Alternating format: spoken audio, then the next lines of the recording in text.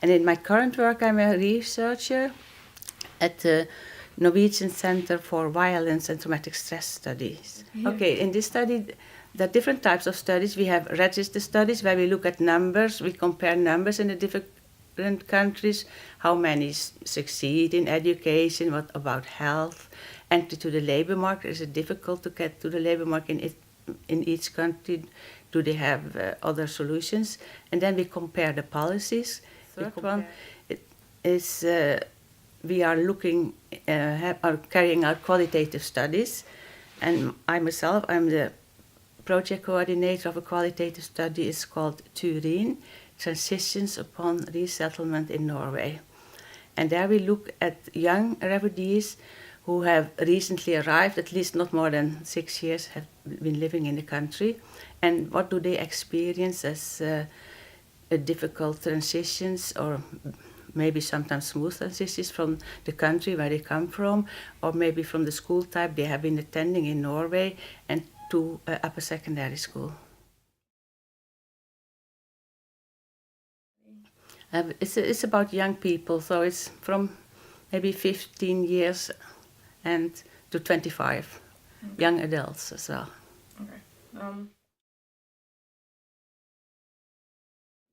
It's actually not the Norwegian government, but it's the Nordic, because it's Nordforsk, it's the Nordic Research Council, which is part of the Nordic Ministry.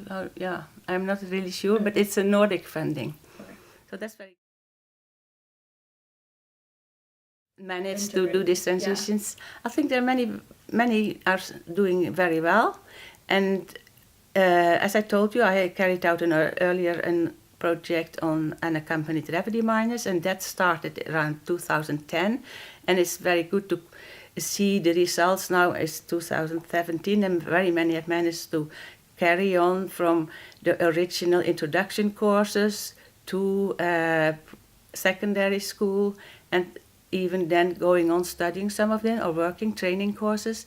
So some of them have managed to succeed in finishing studying like an engineer, etc., but others are plumbers, and very many have actually succeeded, because most young people, when they come as refugees to Norway at least, they are very motivated and they have a very strong wish to succeed. But it's not about only their wish to succeed, also the framework around how is it organized, the way of organizing the courses, how are they supported on their way to succeed is very important, of course. So, but there is sometimes a barrier, because just being on the same arena is not enough. You have to interact and do things together. And maybe schools could facilitate more interaction in one way or another within the school. But I've also been looking at how young people coming to Norway can interact with Norwegian young people in other surroundings, and then get more the competence, because we can have many nice principles, etc. But what is happening in the classroom is actually what is the most decisive for how the young people can succeed.